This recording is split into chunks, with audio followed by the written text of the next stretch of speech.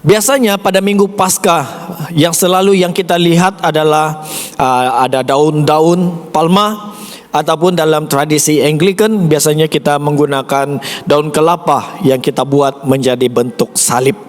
Tetapi kalau kita melihat dalam pembacaan Injil tadi, kita menemui ketika Yesus masuk ke Yerusalem, penduduk di Yerusalem mengambil daun palma dibentangkan menjadi tempat laluan Yesus, ataupun dipanggil red carpet lah hari ini.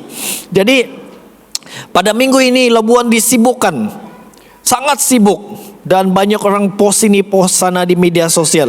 Apa berlaku di Labuan? Siapa tahu? Ada Agung datang. Jadi ada red carpet, betul? Pergi airport, ketika Agung turun daripada airport ada red carpet. Ketika Agung pergi mana ni tempat tinggal di Genggarak Permai, ada kapet. Oh, ada jalan. Tapi dia pergi tamu ataupun pergi melawat di bazar, tidak ada red carpet lah kan. Tapi saya nampak ada banyak juga jemaat kita post ini, nampak Agung selfie dengan Agung. Saya tidak sempat lah. Jadi sebab saya mau sedia khotbah, jadi tidak sempat saya mau pergi selfie juga sama Agung kan, tapi tidak sempat. Tapi puji Tuhan lah siapa yang berkesempatan. Nah, pada waktu zaman Yesus, ketika dia masuk ke Yerusalem, keadaan seperti itu juga terjadi. Orang sibuk. Sebab mereka pernah dengar tentang Yesus. Mereka tahu, oh ini Yesus yang pernah buat mukjizat. Ini Yesus yang menyembuhkan orang yang tuli. Ini Yesus yang menyembuhkan orang yang lumpuh. Ini Yesus yang menyembuhkan orang yang dikuasai oleh roh jahat. Banyak yang mereka tahu tentang Yesus. Jadi bila Yesus masuk ke Yerusalem, mereka menganggap, oh inilah Raja kami yang akan membebaskan kami pada masa akan datang. Saya tidak tahu apa niat kamu ketika Agung datang. Kamu bilang mungkin mau kasih tahu, Agung, kami mau minta ini supaya KWSP 2.0 diluluskan. Ada yang cakap sama Agung begitu kah? Masa jumpa dia. Ataupun Tuhan Labuan ini susah mau mandi kan? Ada kamu kasih tahu dengan dia? Ambillah kesempatan tuh untuk bagi tahu sebab dia melawat. Jadi mungkin itu juga situasi yang dialami oleh penduduk Yerusalem. Mereka beritahu kepada Yesus, kami ini dalam kesusahan. Kami ini sedang ditawan. Kenapa? Mereka sedang ditawan oleh kerajaan Romawi pada waktu itu. Jadi mereka ketika Yesus masuk ke Yerusalem, mereka mahu Yesus itu menyelamatkan mereka daripada jajahan Romawi. Jadi apabila mendengar tentang keadaan ini, apa yang kamu lihat bila tiba Minggu Palma? Apa yang Anda lihat dalam pribadi Yesus ketika dia datang ke dunia? Ada sudah sebilangan orang melihat bahwa dialah raja ataupun dipanggil Mesias pada zaman itu. Mereka melihat bahwa Yesus akan datang menyelamatkan mereka. Mereka lihat bahwa Yesus akan datang untuk menggantikan Raja Herodes yang jahat pada zaman itu. Tetapi hakikatnya, adakah Yesus akan lakukan sedemikian?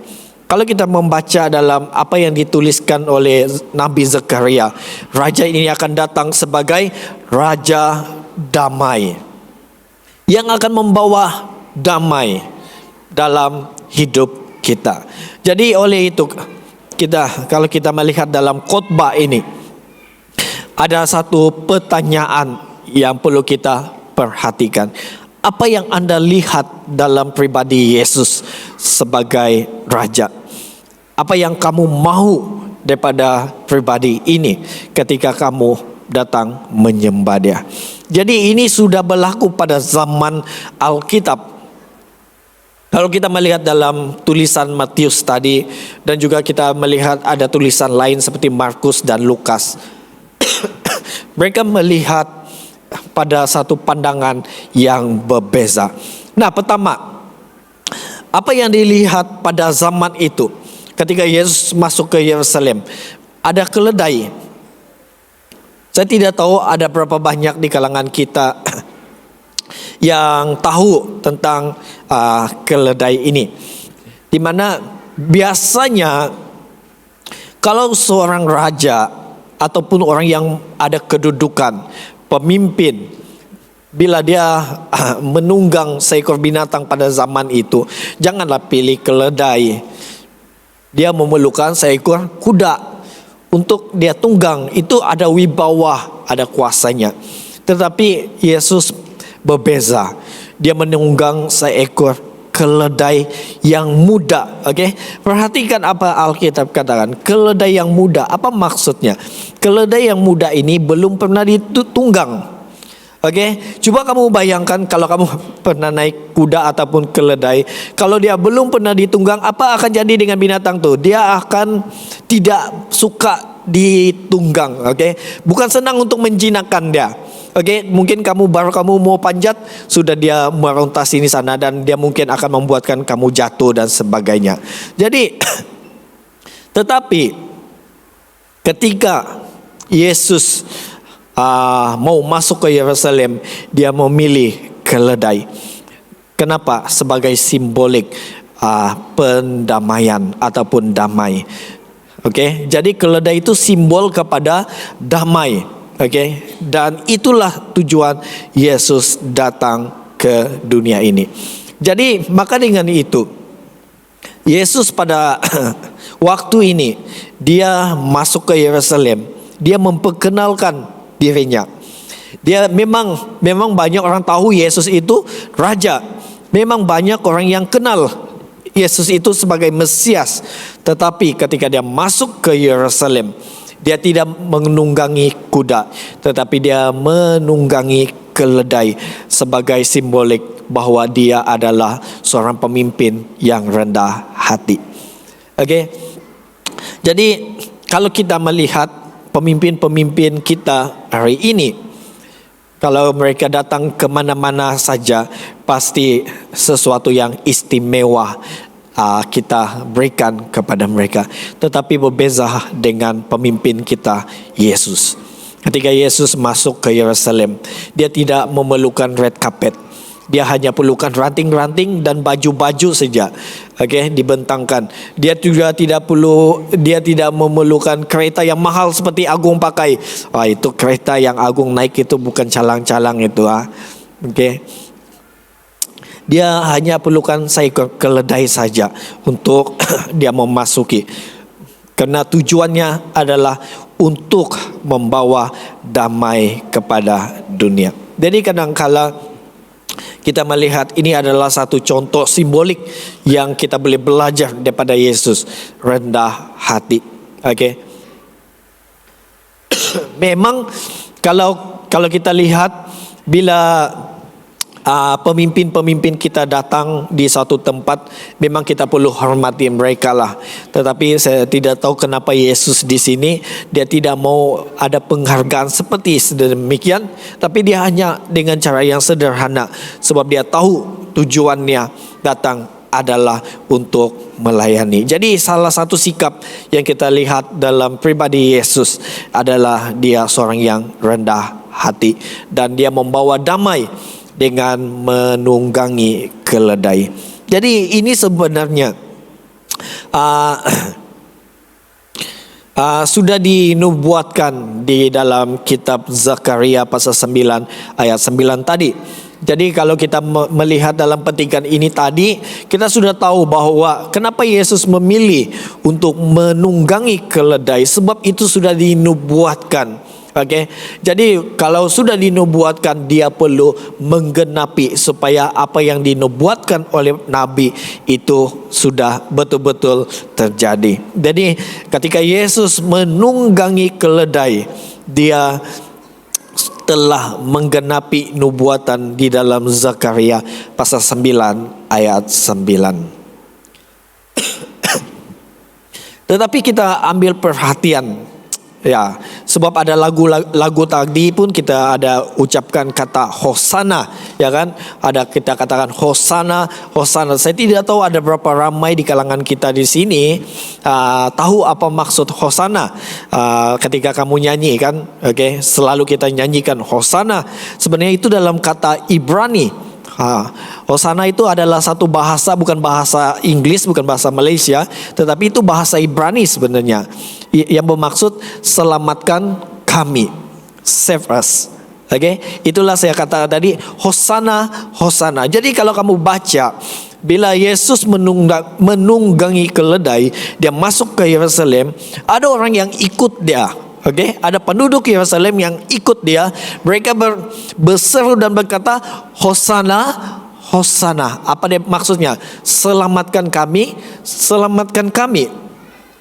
Apa yang mereka mau Tuhan Yesus lakukan?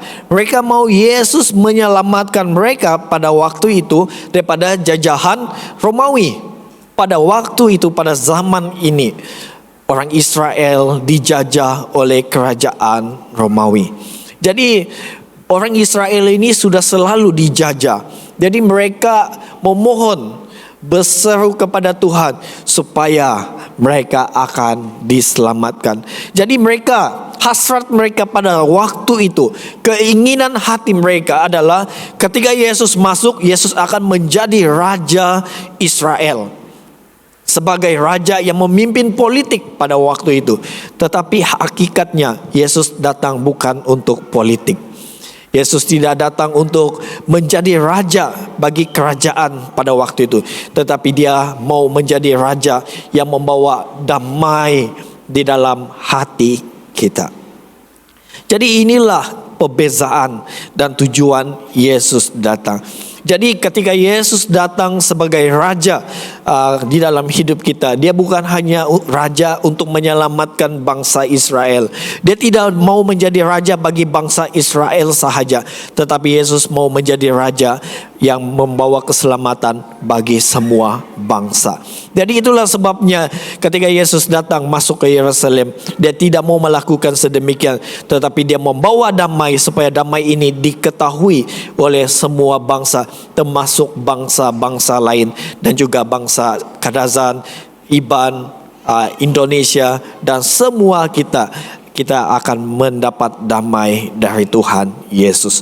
Jadi inilah raja yang telah masuk ke Yerusalem, ataupun raja yang kita kenal sebagai pribadi Yesus.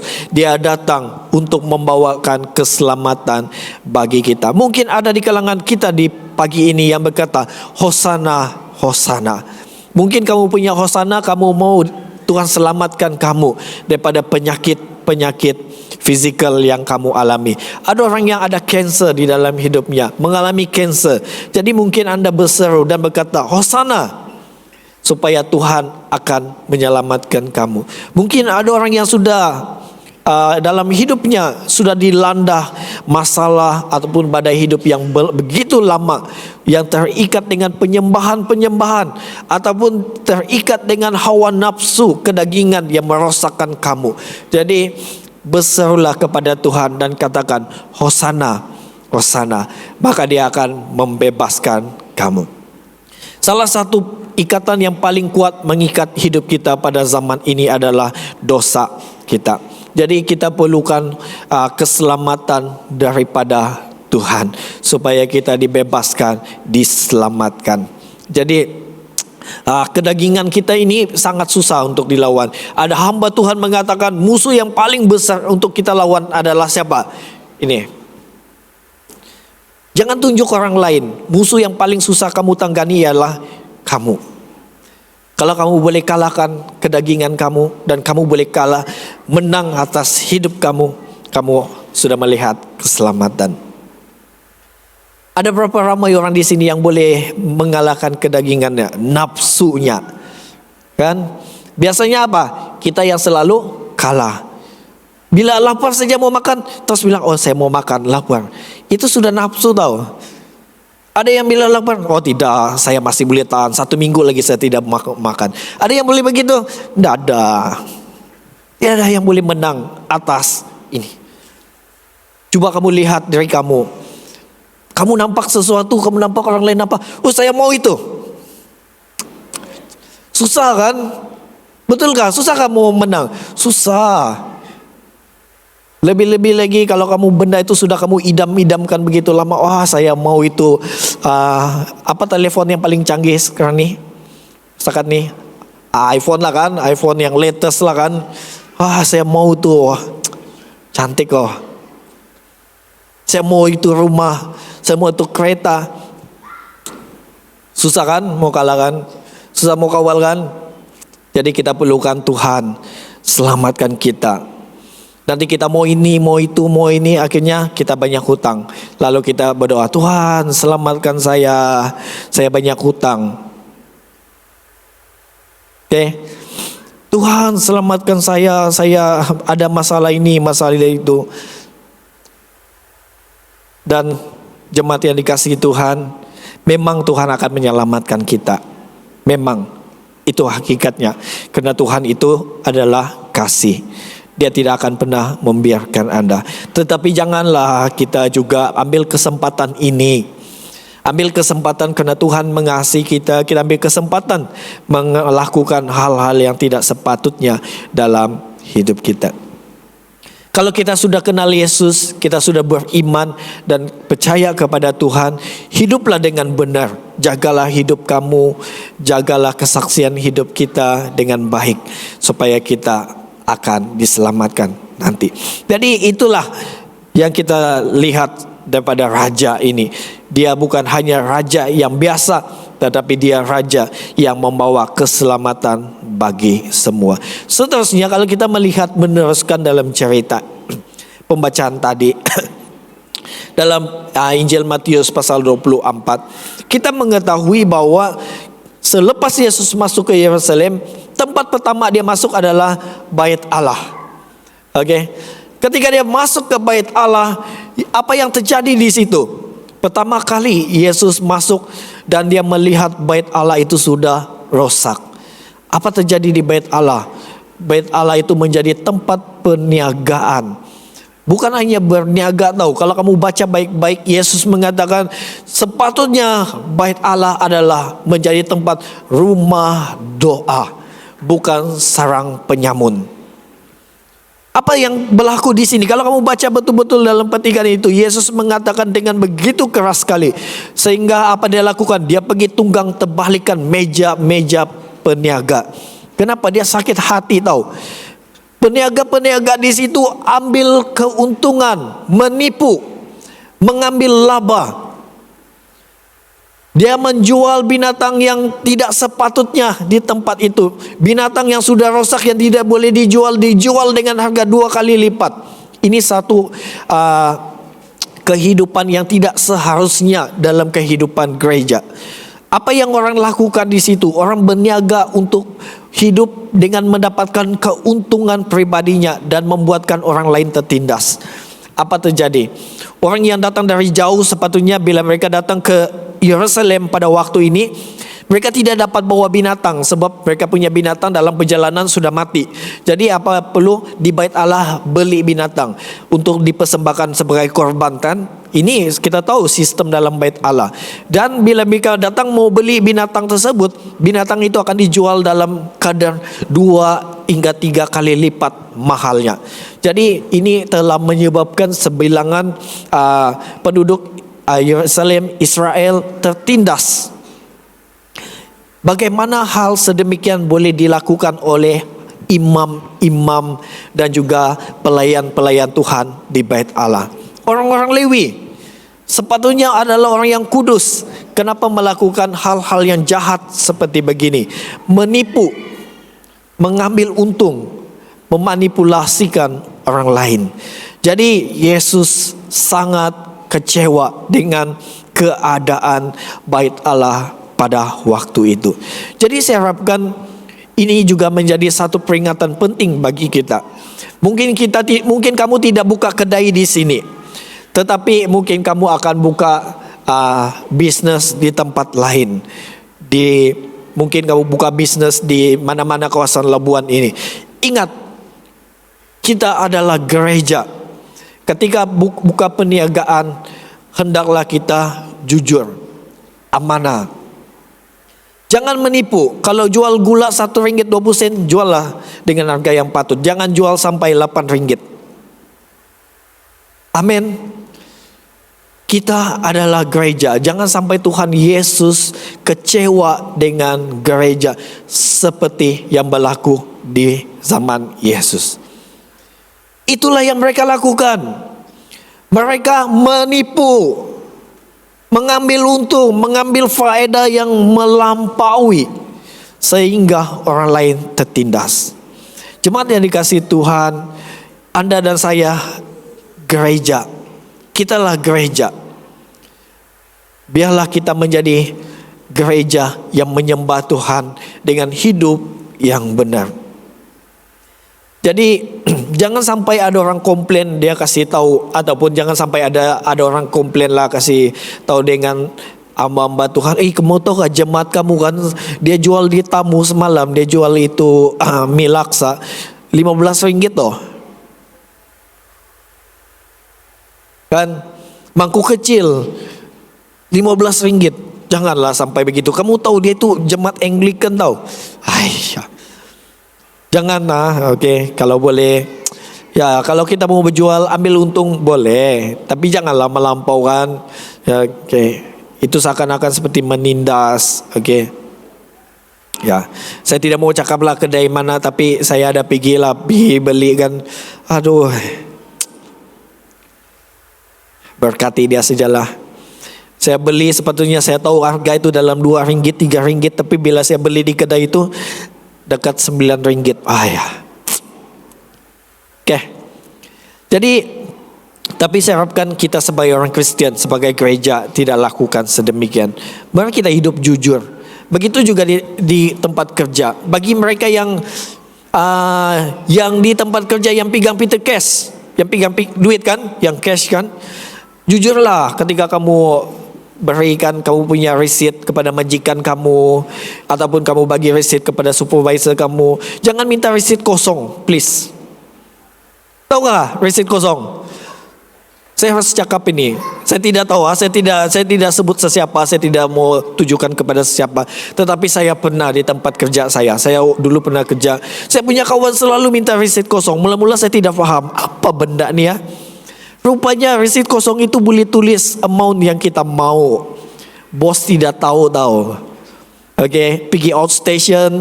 Dulu saya kerja di Semenanjung. Kalau kami pergi Kedah, pergi JB, pergi Melaka, kadang-kadang dia tulis receipt-nya sampai 300. Tapi dalam hatiku, bukan 30 kah saya tadi? Tapi saya tidak berani cakap tahu, sebab saya masih pekerja yang baru kan. Tapi lama-kelamaan saya rasa saya perlu cakap. Dan saya perlu bagi tahu kepada bos, sebab saya adalah orang Kristen. Saya bagi tahu, dia benci saya tahu. Sebab kedapatan dosanya. Tetapi saya perlu jujur, sebab saya anak Tuhan. Ada di sini, bila dapat 300, oke wah, bagi 2 kita, kau 150, kau 150. Janganlah begitu. Mula daripada kecil kita mengambil duit, lama-lama akan mengambil nilai yang besar. Hati-hati. Bila kita mula ambil 50 sen, 1 ringgit, lama-lama kita akan ambil 1 juta. Itu sangat berbahaya. Jadi sejak daripada itu, asal sebut outstation, bos akan pilih orang Kristen, anak Tuhan. Bangga jugalah bos terkenal. Saya suka ini pekerja, dia jujur sebab dia anak Tuhan. Kamu dah bangga kah? Yesus dikenali tahu melalui hidup kamu. Orang pergi outstation belanja dia 800, 3.000, 2.000. Tiba-tiba anak Tuhan pergi outstation 100 ya belanja dah. Siapa bos tidak mau? Wow, sebab kita tidak ambil apa-apa bukan milik kita. Dan kita jujur. Tuhan akan memberikan ganjaran kepada kamu sesuai dengan apa yang kamu lakukan. Jangan ambil apa yang bukan milik kamu. Itulah kehidupan orang Kristen. Dan kamu akan lihat berkat yang tidak sama dengan apa yang kamu coba lakukan. Kalau kita ambil, memang ya kamu akan bilang, wah banyak duit saya. Tapi habis juga itu. Orang bilang apa nih ya? Apa ini dipanggil? Kamu punya apa yang kamu dapat tuh kan? Apa itu dipanggil bahasa ayahku lupa sama aja. Lupa sudah. Apa yang kamu dapat daripada hasil yang tidak jujur tuh, apa ini bahasa dipanggil lah?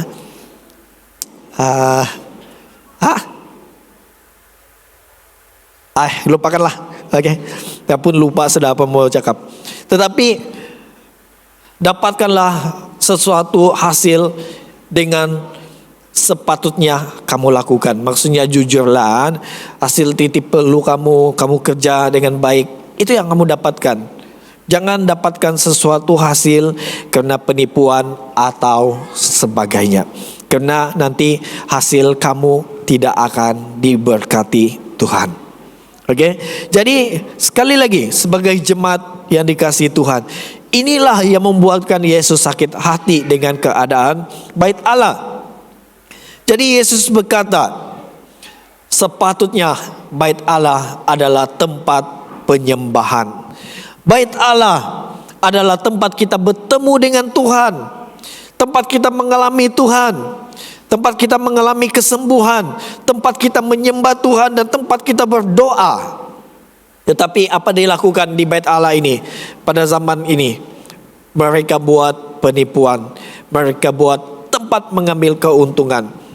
Bait Allah sudah berubah dan menjadi rosak. Maka dengan itu Yesus menunggang balikan meja pada minggu itu, karena dia kecewa dengan keadaan gereja. Jadi saya harapkan hari ini ketika Yesus datang dan melihat, ketika dia melihat di gereja ini, dia tidak akan ada melihat ada orang yang berlaku sedemikian rupa. Jadi kalau kita melihat di poin yang ketiga, sebenarnya ini adalah satu peringatan ataupun satu teguran Yesus atas kehidupan bangsa Israel. Seperti yang saya katakan tadi, di gereja mereka sudah kelihatan seperti sudah rosak kehidupan mereka. Nilai moral hidup mereka sudah sampai ke titik yang bawah. Jadi oleh itu, ketika Yesus kembali daripada bait Allah, dia melihat sebuah pohon. Sebenarnya kalau dalam cerita ini nanti kamu baca, kalau kamu melihat setelah Yesus daripada bait Allah, dia kecewa dengan keadaan gereja, keadaan bait Allah ataupun penduduk Israel. Apa dia buat? Dia nampak pohon ini, apa dia buat? Dia pergi kutuk. Yesus mengutuk pohon ini sehingga pohon ini tidak berbuah sampai hari ini. Kalau hidup kita tidak berbuah, maka tiada gunanya lagi. Alkitab katakan, kalau pohon tidak berbuah, tiada gunanya selain ditebang sahaja. Jadi apa terjadi kepada pohon ini? Pohon ini tidak berbuah pada waktu itu karena bukan musimnya. Tetapi Yesus, ketika Yesus melihat pohon ini tidak berbuah, Yesus berkata, dan dia mengutuk pohon ini sampai hari ini dia tidak berbuah. Sebenarnya ini adalah satu simbolik kepada kehidupan bangsa Israel. Bangsa yang tidak akan berbuah tidak akan mendapat berkat daripada Tuhan. Bangsa yang tidak mau hidup benar di hadapan Tuhan akan mendapat kutukan daripada Tuhan. Seakan-akan seperti begitu. Jadi kita lihat kehidupan bangsa Israel ketika mereka tidak setia kepada Tuhan. Apa firman Tuhan katakan? Kalau kamu mengikuti firman Tuhan dan mengikuti jalanku, kamu akan diberkati. Tetapi kalau kamu tidak setia kepada perintahku, apa firman Tuhan katakan? Aku akan mengutuk hidup Anda. Jadi sekali lagi, ketika Yesus melihat pohon ini menjadi suatu simbolik yang sangat keras kepada kita hari ini. Kalau kita tidak berbuah dalam kehidupan rohani kita, maka kita tidak akan diberkati oleh Tuhan. Mungkin ada orang bilang, oh tidaklah, salah itu, saya tidak pergi sembahyang, ada juga duit. Saya tidak baca Alkitab, masih juga diberkati. Tetapi mungkin ada berkat-berkat lain yang kamu tidak akan nikmati dalam kehidupan Anda. Jadi apa yang kita dapat lihat di sini, pohon yang mati ini melambangkan simbolik kepada kehidupan rohani bangsa Israel yang sudah mati. Kehidupan rohani bangsa Israel memang mati. Kenapa mati? Sebab mereka tidak ada etika. Mereka menindas orang yang lemah.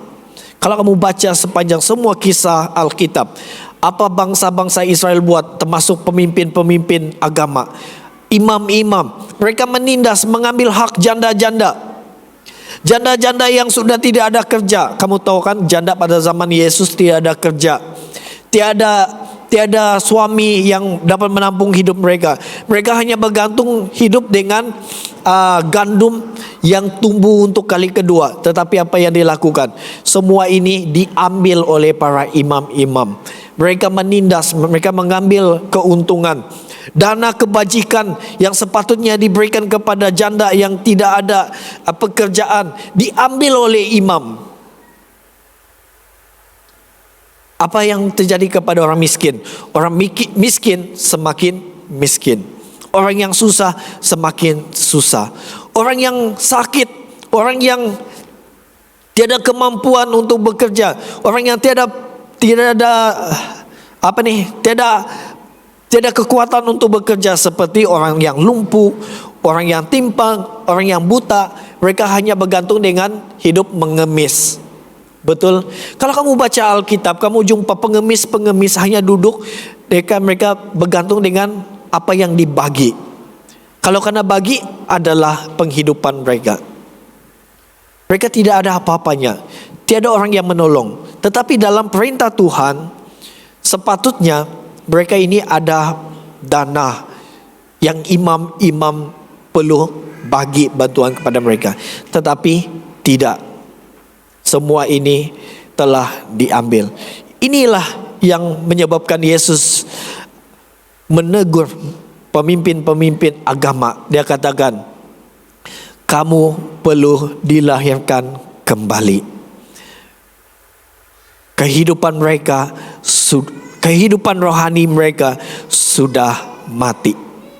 Jadi jemaat yang dikasihi Tuhan, adakah kehidupan rohani kita sama seperti mereka? Coba kamu perhatikan, kamu punya naluri hidup. Kalau kamu nampak seseorang yang susah, kamu ada perasaan mau tolong dia atau tidak? Kalau kamu tidak ada perasaan untuk tolong dia, seperti kamu nampak seorang ibu yang angkat bakul banyak, lalu kamu nampak dia, kamu buat dia buat dia tahu saja, hati-hatilah. Kadang-kadang kita lihat ada orang yang perlukan pertolongan, kita tidak mau tolong dia. Sekarang kan kita perlu belajar tahu. Kita sudah ada kekuatan, kita boleh tolong orang lain. Tapi ada waktunya saya suka perhatikan, okay? Jadi ada waktunya saya lihat ada seorang ibu, ada gendong anak. Dia ada gendong bakul susu, sebelah menyebelah tangannya sudah penuh. Lalu anak-anak muda kalau limpas kan, dia macam tidak nampak saja kewujudan itu ibu di sebelahnya. Tidak pernah mempelawakan ataupun over, boleh saya tolong angkat bakul kamu. Mana sudah perginya nilai dalam hidup kita untuk membantu orang lain. Kadang-kadang inilah menjadi kekurangan dalam kehidupan kita. Bukan saja anak-anak muda, mungkin juga kita, termasuk saya. Jadi kadang-kala kita juga seakan-akan kehidupan kita mengalami kematian. Mungkin rohani kita bagus, tetapi kadang-kala cara pikir kita sudah seakan-akan seperti mati. Jadi jemaat yang dikasihi Tuhan, hari ini mungkin salah satunya ada yang saya sebut ada dalam hidup kita. Mungkin ada yang saya tidak sebut pernah terjadi dalam hidup Anda. Jadi sementara kita menyanyikan lagu ini, kita akan nyanyikan lagi Hosana, Hosana.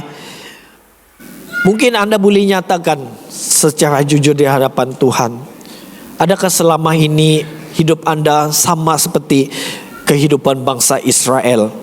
Atau hidup Anda sama seperti pemimpin-pemimpin agama yang menindas hak milik orang lain? Mari kita membina satu hidup yang memuliakan Tuhan. Jadi kalau kita katakan saya adalah pengikut Yesus, kalau kamu katakan kamu adalah orang yang takut akan Tuhan, jadilah seperti Yesus. Apa yang Yesus lakukan? Dia menolong orang yang susah, orang yang sakit dia tolong, orang yang lemah dia tolong. Bukan hanya Yesus, rasul-rasul juga berlaku sedemikian. Orang yang sakit kusta, tahu sakit kusta pada zaman Yesus? Kalau kamu sakit kusta, kamu dikucilkan, kamu dipulaukan, kamu tidak boleh sentuh dia, kamu tidak boleh pegang sembarangan orang yang sakit kusta. Tetapi ketika Yesus nampak seorang yang sakit kusta, dia pegang tangannya dan dia katakan, kamu saya sediakan sembuh. Berapa ramai orang di sini yang ada hati seperti hati Yesus?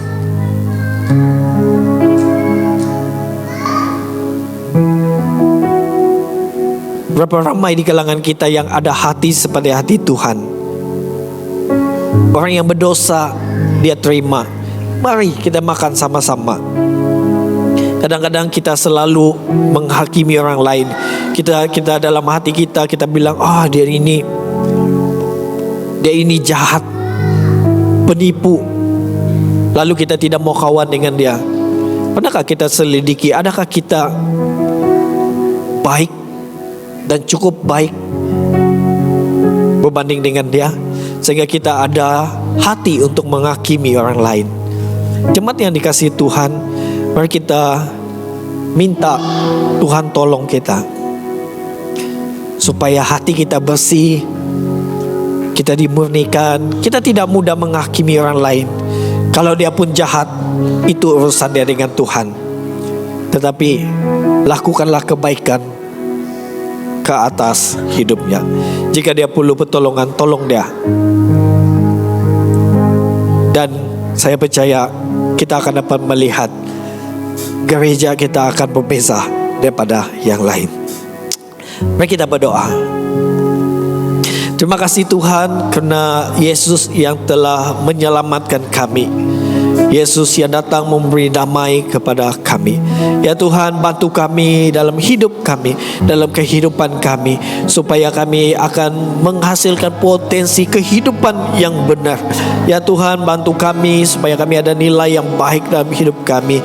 Kami akan melihat setiap hal dengan baik, seperti mana Yesus yang telah datang ke dunia ini, dia membawa berita damai kepada setiap orang. Karena berita damai ini adalah berita tentang keselamatan, supaya setiap orang yang mengenal Yesus akan percaya kepadanya. Kami berdoa dalam masa kami menghidupi iman kami, biarlah kami hidup benar di hadapan Tuhan. Terima kasih Bapa, kami bersyukur, dan inilah doa kami, hanya dalam nama Yesus kami berdoa. Amin. Mari jemaat Tuhan kita berdiri bersama-sama bagi meresponi firman Tuhan.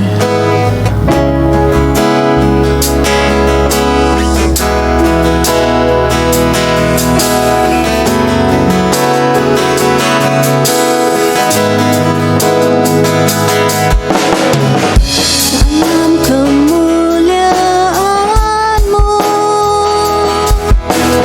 Engkau hadir di sini, dan setialah untuk menyembah. Kasih dan ampunan-Mu hapuskan segala dosa.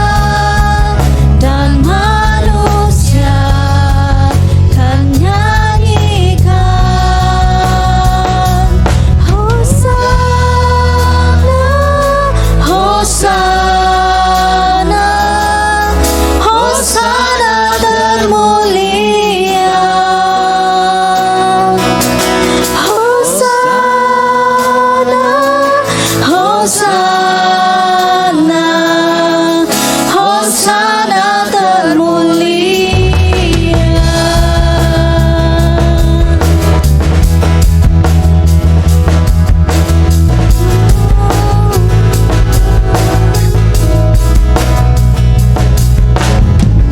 Kulihat generasi berdiri menyatakan pengharapan keselamatan. Kulihat kebangkitan kan segera terjadi di saat kita menyembah. Hosana, Hosana, Hosana, Hosana termulia. Hosana, Hosana, Hosana termulia. Hosana, Hosana, Hosana, Hosana termulia. Hosana, Hosana, Hosana termulia.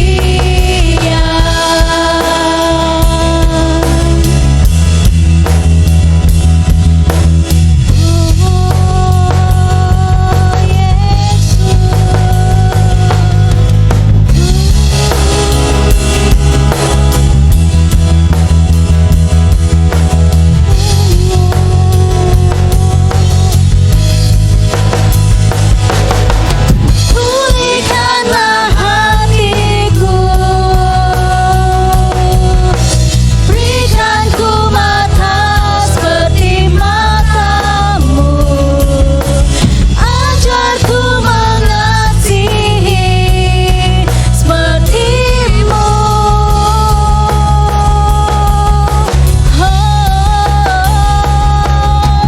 Lembutkanlah hatiku agar ku hidup hanya bagimu di sepanjang umurku untuk selamanya.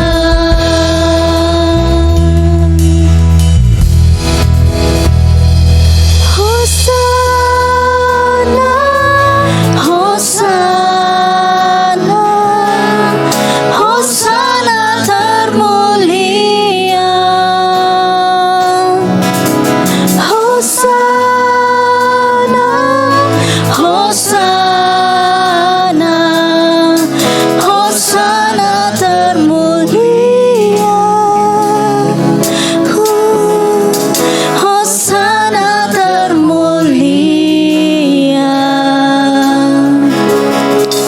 Hosana termulia.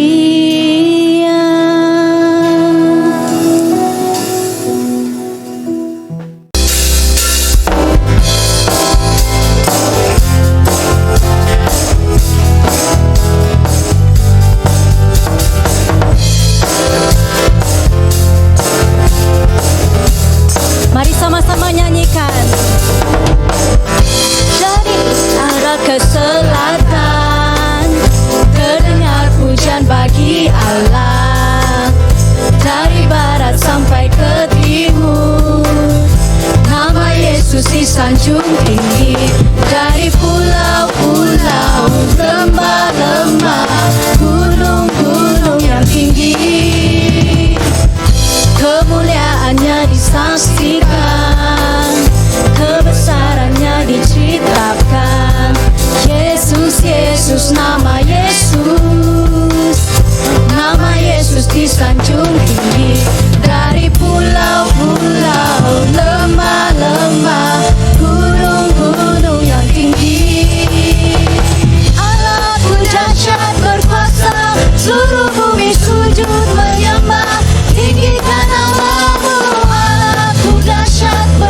kuasa, seluruh bumi sujud menyembah, tinggikan nama-Mu.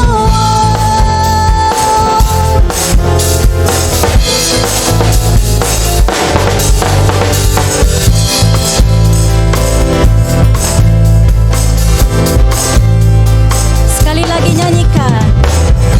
Dari utara ke selatan, terdengar pujian bagi Allah. Dari barat sampai ke timur, nama Yesus disanjung tinggi.